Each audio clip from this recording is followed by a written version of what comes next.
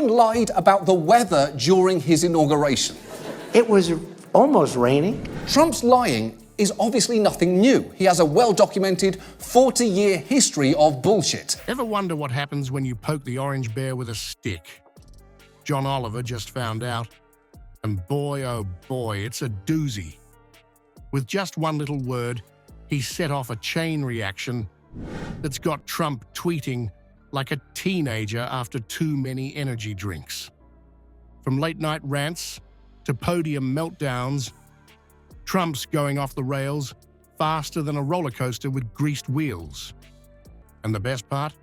It all started with 3 letters that Trump loves to use himself. Talk about irony, folks. Before we move on, I'd like to ask you a small favor. If you appreciate this content, please take a second to like this video and subscribe to the channel. Over 98% of you watch the videos without subscribing. It costs you nothing, but it makes a huge difference to us. So, did you click the subscribe button? Great, thank you so much. Now, back to the video. All right, folks, grab your popcorn because the Twitter circus is about to begin.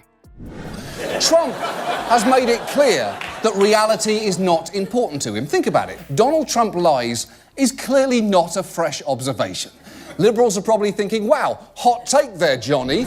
Our favorite orange-tinted reality TV star turned president just got hit with a word that sent him spiraling faster than a toupee in a hurricane.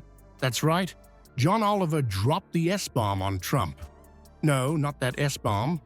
We're talking about sad. And boy, did it hit a nerve. Picture this. It's 3 a.m. And instead of dreaming about building walls or grabbing, well, you know, Trump's tiny thumbs are working overtime. He's hunched over his phone, probably wearing some ridiculous gold-plated pajamas, furiously tapping away like a squirrel on Red Bull. And what does the leader of the free world come up with? John Oliver more like John Loser sad. Ooh, burn. I'm sure Oliver's crying into his Emmy right now. But wait, there's more. Trump's tweet storm is just getting started. He's exaggerated the size of his inauguration crowd. He said the election was marred by mass voter fraud with no real proof of that. We have a president capable of standing in the rain and saying it was a sunny day. It's like watching a toddler have a meltdown in the cereal aisle, except this toddler has nuclear codes. The caps lock comes out, and suddenly everything's very important. Exclamation points are flying around like confetti at a Mar-a-Lago New Year's party. As the night wears on, Trump's tweets start to make less and less sense. He's jumping from topic to topic faster than he changes his mind on foreign policy. 1 minute, he's ranting about his inauguration crowd size, again. The next, he's making wild claims about voter fraud. It's like watching a game of Mad Libs played by a particularly unhinged conspiracy theorist. The Twitterverse is left scratching its collective head. Is this real life? Did the President of the United States just spend hours tweeting nonsense because a comedian called him sad? Trump's followers are split between cheering him on and quietly wondering if maybe, just maybe, this isn't normal behavior for the most powerful man in the world. As dawn breaks, the full extent of the damage becomes clear.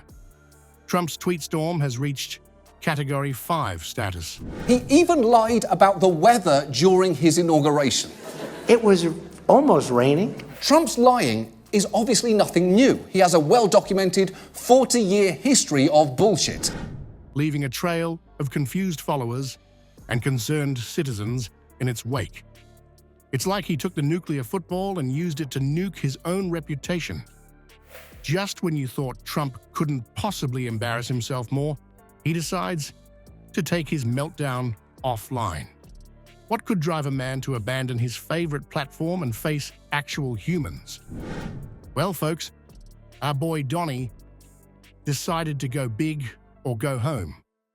And by home, I mean stand behind a podium looking like a human Cheeto puff. Picture this. Reporters show up to the White House expecting some earth-shattering news about national security or the economy. Instead, they get treated to a one-man comedy show starring none other than the Commander-in-Chief himself.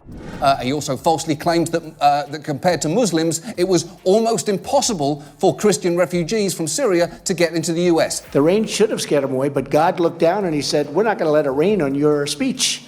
No, he didn't. First. For a whopping 45 minutes, Trump rants about John Oliver like he's auditioning for a stand-up special on Comedy Central.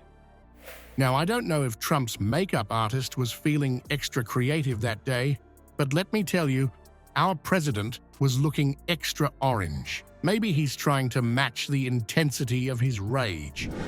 And don't even get me started on that hair. It was so wild. It looked like it was trying to escape his head and start a new life somewhere else. But the real star of the show? Trump's words. Oh boy, did he have some doozies. He spent most of his time calling Oliver unfunny, which is kind of like a fish calling a bird bad at swimming. But the cherry on top of this word, salad Sunday, Trump actually said, and I quote, "I'm happy, so happy, the happiest, ask anyone." When you hear 4.9 and 5% unemployment, the number's probably 28, 29. 9% rate might result in a cautiously constrictive monetary policy, whereas a 42% rate might result in the purge. Yeah, because nothing says, "I'm totally fine," like telling everyone how fine you are. And just when you thought it couldn't get any weirder, Trump starts talking about the weather during his inauguration, because apparently that's still a thing he's hung up on. I guess when you're the president, you can make it rain alternative facts whenever you want. As Trump's rant went on and on, you could almost see the gears turning in everyone's heads. How is this going to affect his presidency? Is this the new normal? And most importantly, what in the world is Melania thinking right now? Is she hiding in a White House closet, wondering if it's too late to change her name and move to a remote island? When Trump finally stormed off stage, leaving everyone in a state of confused silence, it felt like we'd all just witnessed a bad Saturday Night Live skit. Except this wasn't Alec Baldwin in a wig. This was the actual president of the United States, having a public meltdown over a late-night comedian. Well, folks, who knew one little word could cause such a big fuss? John Oliver's sad comment hit Trump harder than a diet soda shortage at Mar-a-Lago. It's like watching a presidential game of telephone gone wrong. Oliver whispers, "sad." And suddenly, Trump's blasting it through every megaphone he can find. But here's the kicker. This whole hullabaloo shows just how much social media's stirring up our political pot. One comedian's quip, and boom, the leader of the free world spending nearly an hour ranting about it. It's like he's auditioning for a stand-up special instead of running the country. So, next time you're about to tweet something spicy, remember, your words might just send a world leader into a tizzy. In the age of Twitter tantrums, maybe we should all count to 10 before hitting send. After all, sticks and stones may break bones, but words, they can make the most powerful man in the world lose his marbles faster than you can say, "Kofef."